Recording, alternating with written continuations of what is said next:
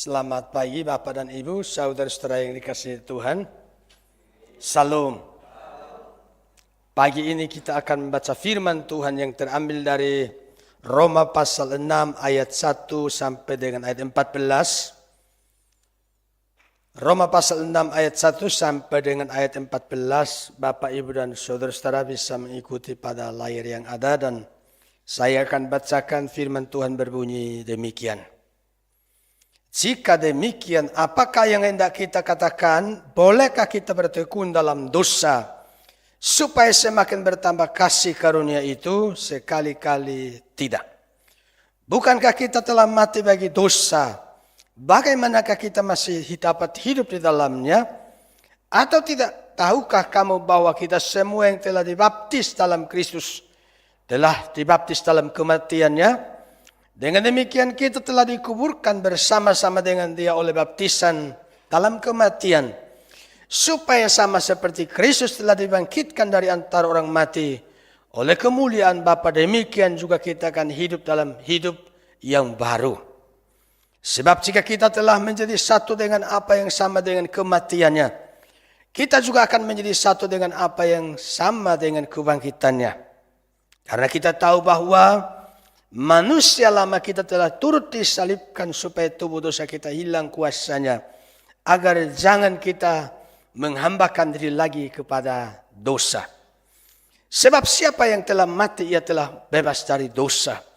Jadi jika kita telah mati dengan Kristus, kita percaya bahwa kita akan hidup juga dengan Dia. Ayat 9. Karena kita tahu bahwa Kristus sesudah Ia bangkit dari antara orang mati, tidak mati lagi, maut tidak berkuasa lagi atas Dia. Sebab kematiannya adalah kematian terhadap dosa, satu kali dan untuk selama-lamanya. Dan kehidupannya adalah kehidupan bagi Allah. Demikianlah hendaknya kamu memandangnya, bahwa kamu telah mati bagi dosa, tetapi kamu hidup bagi Allah dalam Kristus Yesus. Sebab itu hendaklah dosa jangan berkuasa lagi dalam tubuhmu yang fana, supaya kamu jangan lagi menuruti keinginannya. Dan janganlah kamu menyerahkan anggota-anggota tubuhmu kepada dosa untuk dipakai sebagai senjata kelaliman.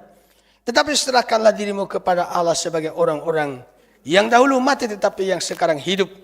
Dan serahkanlah anggota-anggota tubuhmu kepada Allah untuk menjadi senjata-senjata kebenaran. Sebab kamu tahu, kamu tidak akan dikuasai lagi oleh dosa, karena kamu tidak berada di bawah hukum Taurat tetapi di bawah kasih karunia. Demikianlah sejauh ini bagian firman Tuhan yang kita baca. Berbahagialah setiap kita yang membaca firman Tuhan, merenungkan dan melakukannya dalam kehidupan kita setiap hari. Bapak, Ibu dan saudara-saudara yang dikasihi Tuhan, minggu yang lalu itu saya membicarakan firman Tuhan. Saya membahas mengenai bagaimana Maria dengan teman-temannya datang ke kubur Yesus. Ya, mereka lihat kubur sudah terbuka, kemudian mayat Yesus tidak dalam kubur. Lalu mereka bingung.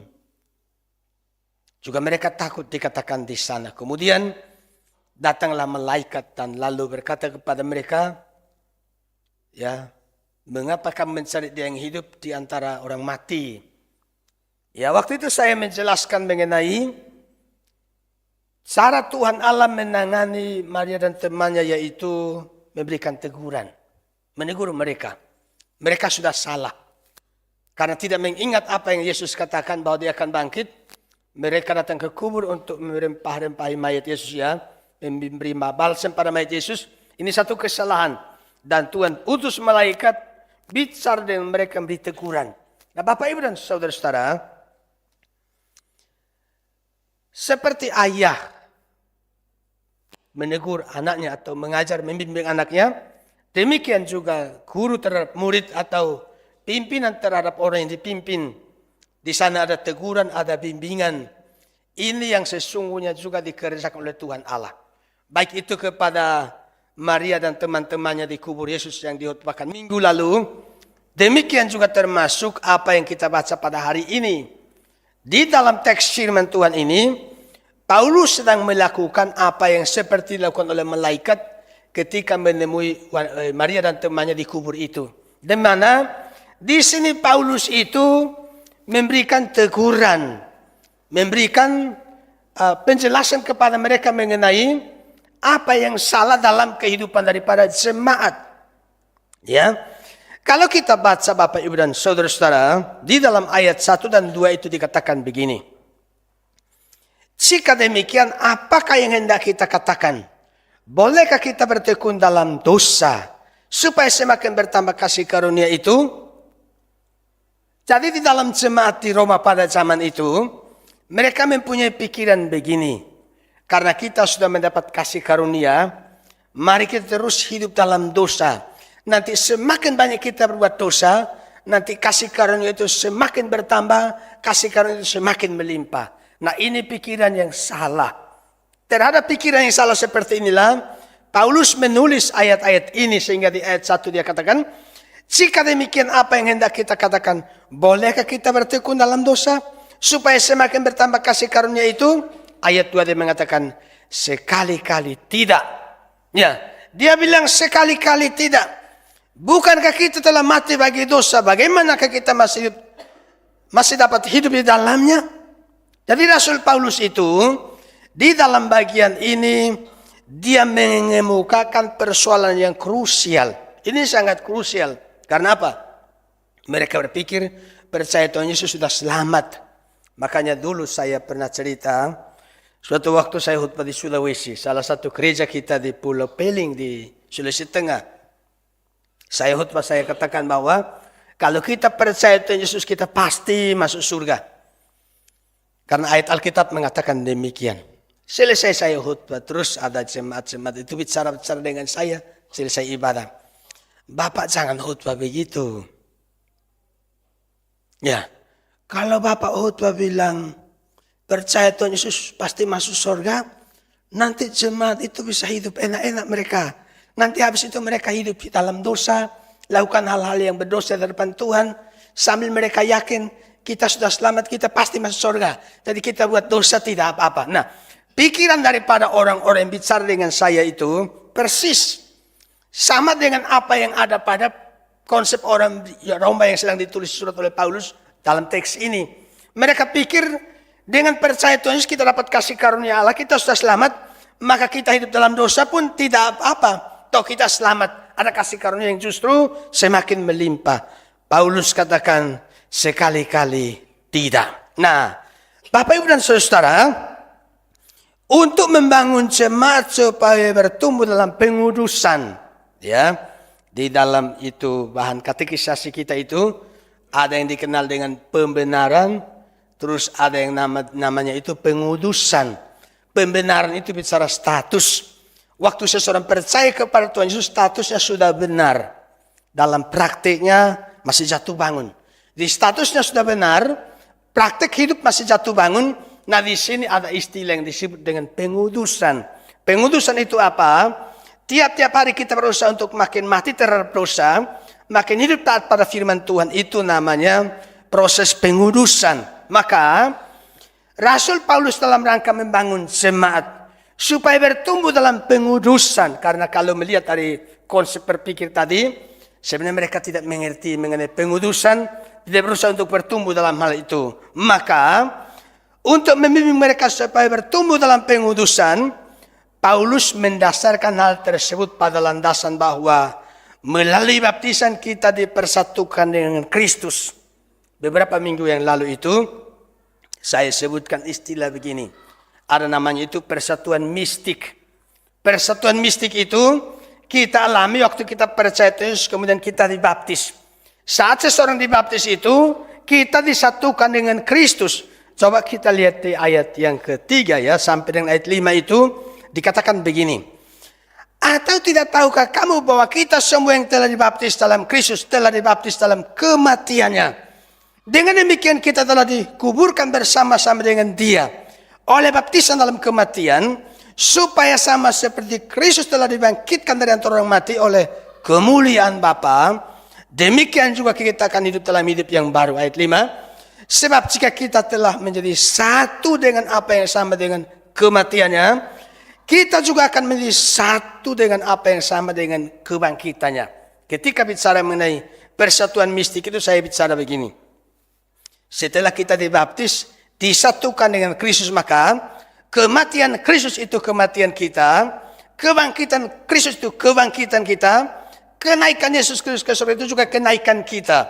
Ya, karena kita sudah disatukan oleh Kristus, maka supaya membimbing jemaat untuk bertumbuh dalam pengudusan, Paulus mendasarkan pokok pembahasannya pada prinsip ini, bahwa kita sudah dibaptis, ya, sudah disatukan dengan Kristus. Kematian Kristus adalah kematian untuk dosa, maka mereka yang sudah dibaptis itu harusnya sudah mati terhadap dosa, kemudian baru nanti hidup dalam kebenaran dan seterusnya.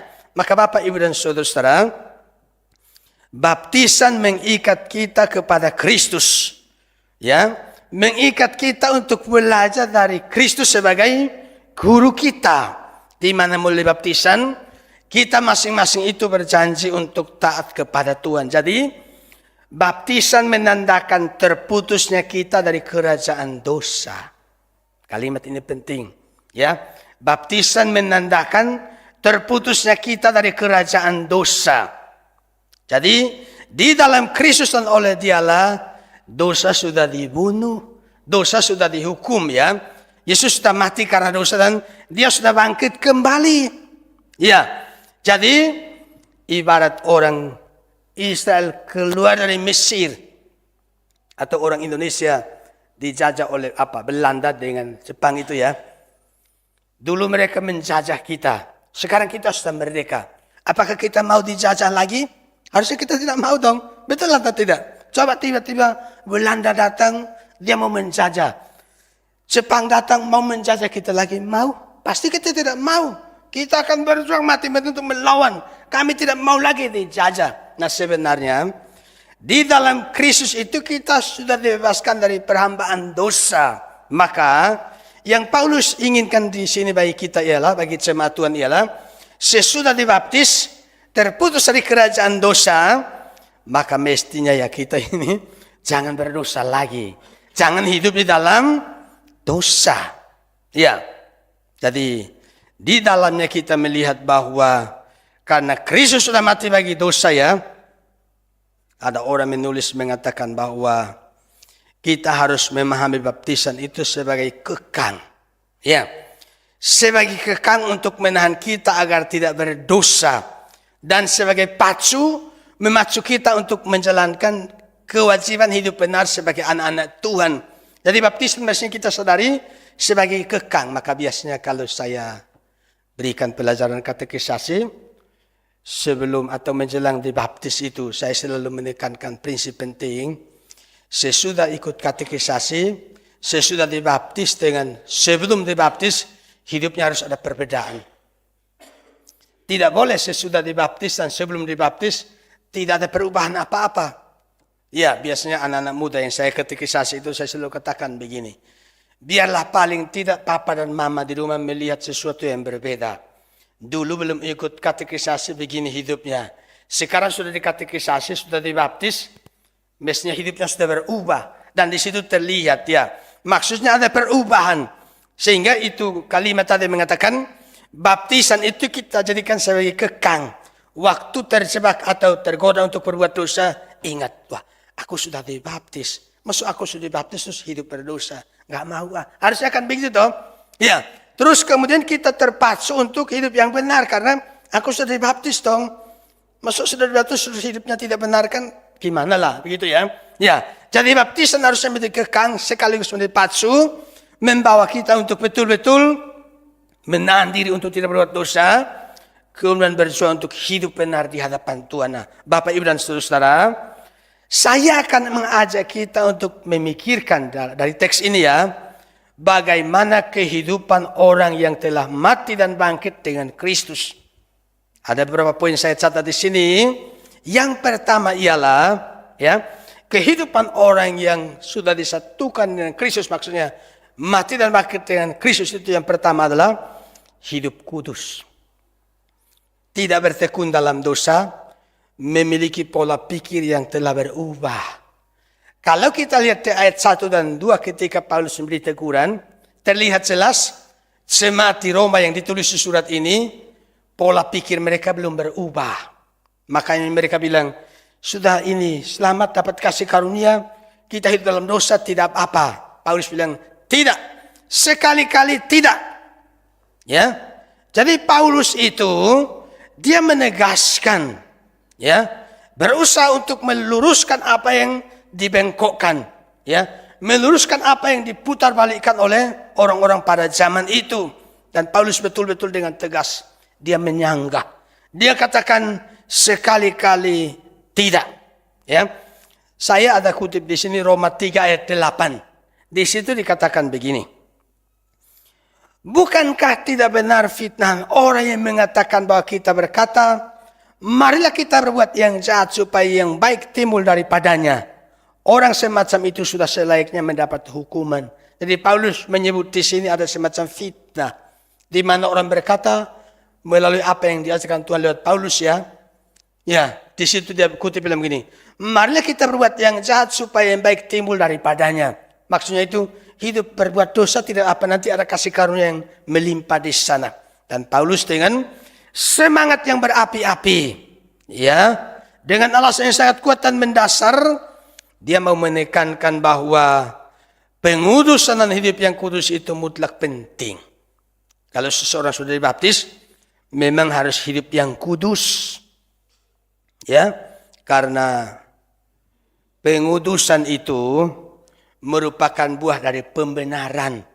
Jadi kalau seseorang sudah dibenarkan oleh Tuhan, statusnya yang sudah berubah, ya, jadi orang yang benar di hadapan Tuhan, buahnya itu adalah dia akan hidup dalam pengudusan. Jadi kalau buat grafik itu, grafiknya itu makin hari makin meningkat. Dulu dia itu hidup dalam dosa, sesudah percaya Tuhan Yesus kemudian statusnya jadi orang benar, ya. Sekarang hidupnya berubah, makin hari makin benar, makin hari makin taat di hadapan Tuhan. Ya. Nah, jadi pengudusan yang kita harus lihat di sini itu mengandung dua pengertian. Yang pertama itu mematikan. Yang kedua itu menghidupkan. Maksudnya mati terhadap dosa, kemudian hidup dalam kebenaran. Tahu sering kita dengar istilah yang lain, yaitu menanggalkan manusia lama, kemudian mengenakan manusia baru. Atau lebih praktisnya lagi, berhenti berbuat jahat, lalu belajar berbuat yang baik. Maka dalam Roma 12 ayat 2 Paulus mengatakan, janganlah hendaknya kamu menjadi serupa dengan dunia ini. Jadi dikasih tahu, jangan menjadi serupa dengan dunia ini. Kamu harus berbeda karena kamu sudah percaya Tuhan Yesus, ya kan? Tetapi berubahlah oleh pembaruan budimu, sehingga kamu dapat membedakan manakah kehendak Allah, apa yang baik, yang berkenan kepada Allah, dan yang sempurna. Jadi kita tidak boleh lagi hidup di dalam dosa. Kita tidak boleh hidup lagi seperti yang sudah-sudah. Maksudnya yang dulu hidup dalam dosa, sekarang tidak lagi. Ya, apa yang sudah kita buat di masa lalu, kita tinggalkan. Itu yang sedang ditekankan oleh Paulus dalam bagian ini. Nah, Bapak Ibu dan Saudara, kemudian tidak menghambakan diri pada dosa. Di ayat 6 itu dikatakan begini. Ayat 6, karena kita tahu bahwa manusia lama kita telah turut disalibkan, supaya tubuh dosa kita hilang kuasanya, agar jangan kita menghambakan diri lagi kepada dosa. Saya pernah, bukan di sini ya, katekisasi 2 orang. Kemudian mau dibaptis. Nah, kebiasaan di gereja kita ini, biasanya seseorang itu sebelum dibaptis kan diumumkan dulu 2 minggu berturut-turut ya. Diumumkan 2 minggu berturut-turut, baru kemudian mereka itu dibaptis. Nah, sudah saya katekisasi, sudah ikut ujian. Materi yang saya sampaikan, kemudian ada ujiannya, mereka sudah lulus. Lalu diumumkan untuk 2 minggu berikut mau dibaptis. Entah apa yang terjadi, selesai kebaktian itu loh. Yang sudah diumumkan untuk dibaptis itu, mereka mau berkelahi. 2 orang yang sudah saya katekisasi dengan lama ya, 1 tahun itu kalau di gereja kita ini. Katekisasi 1 tahun. Sudah saya layani sedemikian rupa. Mereka 2 mau berkelahi, entah salah paham apa begitu. Waktu itu saya belum pendeta. Kemudian saya konsultasi dengan pendeta, dulu pendeta Hananiel yang merintis gereja Elios waktu itu. Saya bilang, Bapak, saya mau tanya, ini ada kejadian seperti ini bagaimana? Apakah mereka terus diproses untuk dibaptis atau ditangguhkan dulu? Supaya mereka berubah. Kan harapannya, sesudah dikatekisasi dan mau dibaptis kan sudah berubah kan? Ini katekisasi sudah selesai, mau dibaptis malah mau berkelahi. Ini kan berarti tidak ada perubahan dong. Katekisasinya 1 tahun kan tidak ada manfaatnya ya. Walaupun tentu tidak demikian ya. Lalu Pak Hananiel waktu itu beritahu saya begini. Beliau bilang, coba kamu teliti apa yang menyebabkan mereka berkelahi. Kemudian kamu bimbing. Kasih tahu mereka, jangan lakukan itu. Ya, dan lihat perkembangan mereka dalam beberapa hari ini. Kalau mereka betul-betul bertobat, ya kita baptis. Tapi kalau misalkan hari ini diajak bicara, kemudian mereka masih terus saling dendam dan lain hari berkelahi, ya kita tangguhkan dulu sampai mereka bertobat. Ya, jadi Bapak Ibu dan Saudara, yang ingin saya tekankan di sini ialah jangan menghambakan diri lagi kepada dosa. Ayat 12 mengatakan bahwa sebab itu hendaklah dosa jangan berkuasa lagi di dalam tubuhmu. Ya, jadi yang sudah mati dan bangkit dengan Kristus itu, yang sudah disatukan dengan Kristus melalui baptisan, katanya, hendaklah dosa jangan berkuasa lagi di dalam tubuhmu. Jadi harus aktif. Aktif melawan dosa. Jangan menyerahkan diri lagi kepada dosa. Bukankah Roh Kudus itu kan, waktu kita percaya Tuhan Yesus ya, Roh Kudus kan tinggal di hati kita. Dia membantu kita. Dan pekerjaan Roh Kudus itu, ya kadang-kadang itu kita lihat bahwa kadang-kadang ada orang yang mengajarkan bukti kehadiran Roh Kudus hanya kemudian bergerak-gerak terus omong yang tidak dimengerti orang ya. Tapi sebenarnya prinsip yang Alkitab ajarkan itu, Roh Kudus hadir bekerja. Paling dasar itu menolong kita percaya Tuhan Yesus. Kemudian yang kedua, Roh Kudus itu bekerja menolong kita untuk itu makin lama itu makin mengerti firman Tuhan, kemudian makin mati terhadap dosa. Itu pekerjaan Roh Kudus. Jadi kalau kita betul-betul percaya Tuhan Yesus, kemudian Roh Kudus ada dalam hati kita, semakin hari kita akan semakin mati terhadap dosa.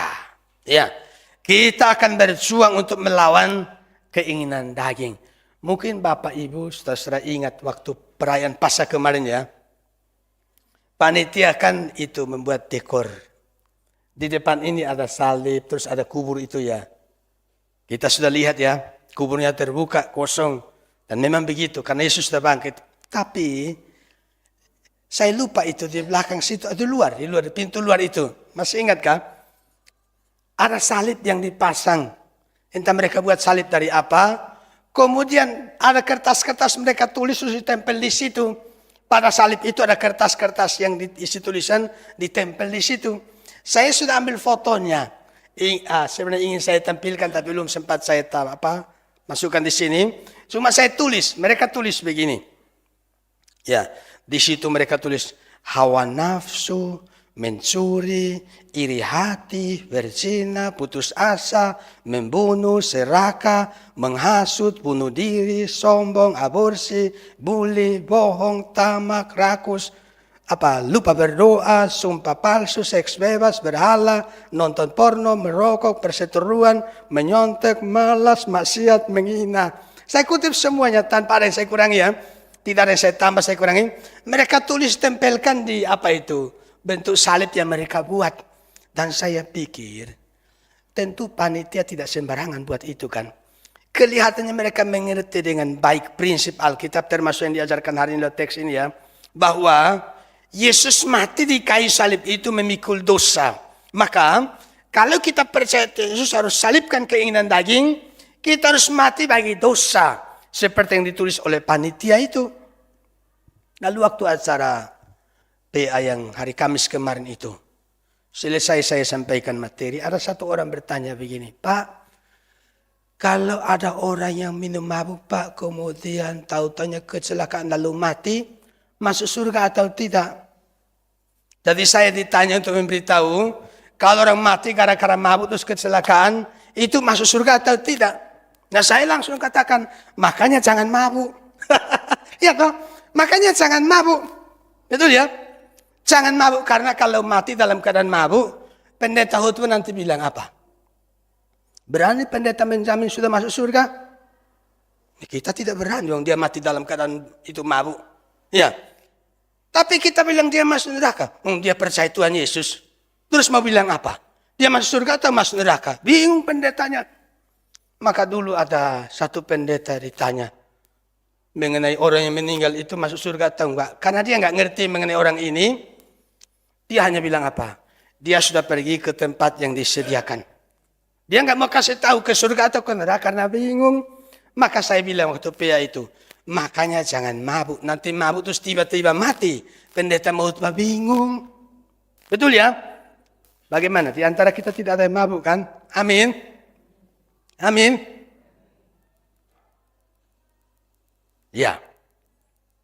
Seperti itu ya. Ada penjelasan tambahan tapi saya kira ini sudah cukup. Nah, jadi Bapak Ibu dan Saudara, ya. Ayat 3 itu mengatakan atau tidak tahukah kamu bahwa kita semua yang telah dibaptis dalam Kristus telah dibaptis dalam kematiannya. Ini Paulus menegaskan mengenai sudah mati terhadap dosa. Dosa harus disalibkan ya. Mati terhadap dosa kita ini. Kita tidak boleh lagi mematuhi keinginan berdosa. Tidak boleh melakukan keinginan untuk berdosa. Jangan diindahkan lagi. Jangan melakukan kehendak dosa lagi. Jadi orang-orang yang sudah dibaptis itu tidak boleh main-main dengan dosa. Suatu hari itu di kamar saya tidur itu. Saya lihat ada cicak itu merayap di plafon itu. Ada satu nyamuk dia datang di situ. Nyamuk kan bersuara begitu. Dia itu mengitari itu cicak terus gini-gini. Tiba-tiba cicaknya mau menangkap nyamuknya. Mau ditangkap nyamuknya lari. Saya dalam hati, selamat nyamuk ya. Syukurlah nyamuknya selamat. Dia tidak pergi jauh. Datang lagi dia. Terus mau ditangkap lagi sama cicak, dia lari lagi. Selamat. Selamat. Apa yang dilakukan? Dia tidak mau pergi. Balik lagi dia. Dan kali ini Bapak dan Saudara, cicak langsung bikin terus ditangkap. Saya dalam hati, makanya kamu itu tadi sudah 2 kali lolos dia mau lari, masih balik ke situ lagi. Sekarang mati kan? Tapi saya dapatkan satu perenungan rohani. Anak-anak Tuhan, jangan main-main dengan dosa. Petrus bilang, iblis itu seperti singa yang mengaum-ngaum, mencari mangsa untuk ditelan. Kalau kita main-main dengan dosa, sebentar lagi kita ditelan sama iblis. Dan Paulus tidak mau kalau ada jemaat seperti itu. Itulah sebabnya dia bicara di sini. Tidak. Sekali-kali tidak kata di ayat 1 tadi, ayat 2 tadi. Nah, kemudian di ayat 13 dia katakan, tidak menyerahkan anggota tubuh menjadi hamba kelaliman, ayat 13. Dan janganlah kamu menyerahkan anggota-anggota tubuhmu kepada dosa untuk dipakai sebagai senjata kelaliman. Jadi maksudnya itu, tidak menyerahkan anggota tubuh sebagai senjata ketidakbenaran atau menjadi alat untuk berdosa. Ya, jadi kita tidak boleh serahkan anggota tubuh kita untuk dipakai dalam melakukan dosa. Itu pertama, ya. Sekarang kita lihat yang kedua, di ayat 4 itu dikatakan begini. Dengan demikian kita telah dikuburkan bersama-sama dengan Dia oleh baptisan dalam kematian, supaya sama seperti Kristus telah dibangkitkan dari antara orang mati oleh kemuliaan Bapa, demikian juga kita akan hidup dalam hidup yang baru. Kata-kata terakhir itu penting. Hidup dalam hidup yang baru. Yang sudah dibaptis, sudah disatukan dengan Kristus, harus hidup dalam hidup yang baru. Jadi, kita hidup berdasarkan asas-asas yang berbeda. Kita tidak ikuti lagi prinsip-prinsip dunia, yang melawan Tuhan. Tujuan hidup kita sekarang sudah berbeda dengan tujuan hidup yang kemarin-kemarin. Kalau kemarin-kemarin itu berusaha untuk memuaskan keinginan daging yang berdosa, sekarang sudah berbeda. Hidup dalam hidup yang baru. Maksudnya itu, di dalam hati kita ini semakin mengasihi Tuhan dan semakin berusaha untuk hidup dengan benar. Jadi hidup kita tidak seperti dulu lagi. Kita berusaha untuk hidup taat kepada Tuhan. Kemarin itu ada rapat sinode di Malang, di Wagir. Dari Surabaya kita ada yang datang ke sana ya, berapa orang ikut acara itu. Kemudian sebelum rapat itu ada satu majelis, pengurus sinode, salah satu majelis dari Malang, tua-tua Antoni ya. Dia bawakan renungan untuk kita. Dia mengangkat mengenai Saul itu, Raja Saul. Waktu itu mau perang. Sebelum perang kan harusnya ada acara, ada ritual, ada doa, minta pertolongan Tuhan. Harusnya yang pimpin itu Samuel. Nah, karena Samuel terlambat datang, Samuel belum datang, Saul dia ambil alih tugasnya Samuel. Dia bakar korban terus mimpin doa. Samuel datang bilang, kamu bodoh. Nah, seorang raja loh, kamu bodoh. Kamu lakukan hal yang harusnya tidak boleh kami lakukan. Kamu telah melanggar perintah Tuhan. Dan akhirnya Saul ditolak oleh Tuhan. Karena apa? Tidak taat. Tidak taat. Maka dulu ada saya dengar satu pendeta dari Jakarta. Namanya pendeta Rap-Rap. Saya tidak tahu orang Batak atau orang Maluku ya. Saya tidak tahu persis. Dia buat satu lagu. Ya. Beta ini sebenarnya orang baik. Tapi dosa bikin jadi tidak baik. Hari ini beta baik, besok-besok tidak baik. Jadi sebenarnya beta tidak baik. Terus dia lanjutkan begini. Beta ini sebenarnya tidak baik. Tapi Kristus bikin beta jadi baik. Hari ini tidak baik, besok-besok makin baik. Jadi sebenarnya beta orang baik. Lagu itu sederhana kata-kata tapi menyentuh. Aslinya memang kita ini tidak baik kok. Tapi Yesus yang membuat kita jadi baik. Amin. Kita mengerti dia mati bagi kita. Dan sekarang kita berusaha untuk menyenangkan hatinya. Hidup dalam hidup yang baru. Kemudian yang berikut di ayat 11 itu. Dikatakan demikianlah hendaknya kamu memandangnya. Bahwa kamu telah mati bagi dosa, tetapi kamu hidup bagi Allah dalam Kristus Yesus. Jadi yang ketiga itu, orang yang sudah disatukan dengan Kristus itu, sekarang dikatakan dia hidup bagi Allah. Ayat 11 itu kan menjelaskan itu. Hidup bagi Allah. Hidup bagi Allah maksudnya apa sih? Bergaul akrab dengan dia. Seperti Henok itu di Alkitab itu ya. Membuatnya menjadi puas dengan hidup kita. Ada yang menyanyi begini. Bapa, engkau sungguh baik. Terus yang pimpin lagu bilang begini. Saudara-saudara, kita sedang mengaku kepada Tuhan, Bapa engkau sungguh baik. Kira-kira Tuhan akan berkata apa tentang kita? Apakah dia akan bilang, anakku engkau sungguh baik atau bagaimana? Ya, jadi sekarang kita berusaha untuk membuatnya puas dengan kehidupan kita. Ya, memiliki keinginan kasih yang tertuju kepada Allah. Demi kehormatan dan kemuliaannya sebagai tujuan kita. Dan firman Tuhan itu menjadi pedoman hidup kita. Kita mengaku dia dalam segala laku kita. Ya, senantiasa mengarahkan pandangan kita kepadanya. Hidup tidak berpusat pada diri sendiri tapi berpusat pada Allah. Hidup untuk kepentingan Tuhan. Jadi sekarang kita tidak hidup untuk kepentingan diri sendiri. Tapi kita hidup untuk Tuhan. Mengabdikan hidup kita bagi dia. Melakukan kehendaknya. Dengan demikian kita sampai pada bagian yang terakhir. Di ayat 13 itu. Bagian B itu mengatakan demikian. Tetapi serahkanlah dirimu kepada Allah sebagai orang-orang yang dahulu mati. Tapi yang sekarang hidup. Dan serahkanlah anggota-anggota tubuhmu kepada Allah untuk menjadi senjata-senjata kebenaran. Berikan anggota hidup tubuh kita. Berikan hidup kita sebagai senjata kebenaran, maksudnya beri diri untuk melayani Tuhan. Karena kita sudah disatukan dengan Kristus. Makanya itu ketika Yesaya ditemui oleh Tuhan ya. Tuhan bilang begini, siapakah yang mau pergi untuk aku? Siapa yang akan kuutus? Paulus bilang, Yesaya bilang apa? Ini aku Tuhan, utuslah aku. Waktu Bunda Maria didatangi oleh malaikat Gabriel. Ditahu kalau dia akan mengandung, melahirkan itu Yesus. Bunda Maria bilang, bagaimana mungkin itu terjadi? Aku belum bersuami. Kira-kira begitu ya. Malaikat lalu memberi penjelasan. Seperti Elizabeth itu sudah tua, yang mandul tapi bisa mengandung dan melahirkan ya. Mengandung ya, bulan ke-6 waktu itu. Terus Bunda Maria bilang apa? Sesungguhnya aku adalah hamba-Mu. Jadilah padaku seperti yang Engkau katakan itu.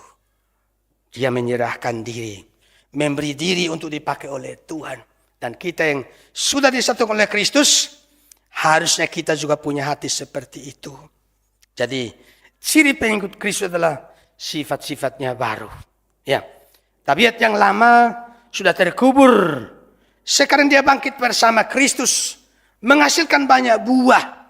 Anggota tubuhnya itu hidupnya diberikan untuk kemudian dengan semangat melayani Tuhan. Sungguh-sungguh rajin, mau menolong, mau berbagi pada orang yang lain. Mau jadi orang yang murah hati, melayani. Melayani Tuhan, melayani sesama. Waktu hari Jumat kemarin itu, ada persekutuan keluarga. Ibu Rifka tuan rumah. Mana Ibu Rifka? Sebagai tuan rumah. Begitu selesai itu persekutuan, datanglah papanya Steve. Memberitahu itu, kiriman sudah datang. Kemudian selesai itu persekutuan kita lagi, ada perjamuan kasih di situ, datanglah satu mobil. Bawa paket itu beras, gula, minyak goreng. Tidak main-main karena jumlahnya cukup banyak. Itu berasnya itu sekitar berapa ya? 750 kilo atau berapa, itu banyak sekali. Itu minyaknya itu 150 liter. Gula pasir itu 150 kilo. Banyak, sangat banyak. Dan ya kita semua ikut acara sini kan juga terkaget-kaget kan. Kok tiba-tiba ada yang seperti ini. Nah ini perbuatan Tuhan. Maka kemudian kita ambil tindakan. Lalu kemarin kita bawa sebagian itu persembahan kasih itu. Kita salurkan di Malang. Putranya Pak Bambang. Saudara Jansen dengan Wahyu juga putra. Pakai satu mobil itu antarkan sebagian di Malang. Sebagian masih ada di sini untuk dibagikan di Surabaya. Jadi maksud saya itu, Tuhan itu sungguh memberkati kita. Dia mengasihi kita. Mari kita juga mau mengasihi Tuhan. Memberi diri melayani Tuhan agar hidup kita ini betul-betul menyenangkan hati Tuhan yang sudah mengasihi kita. Tuhan berkati kita semua. Amin.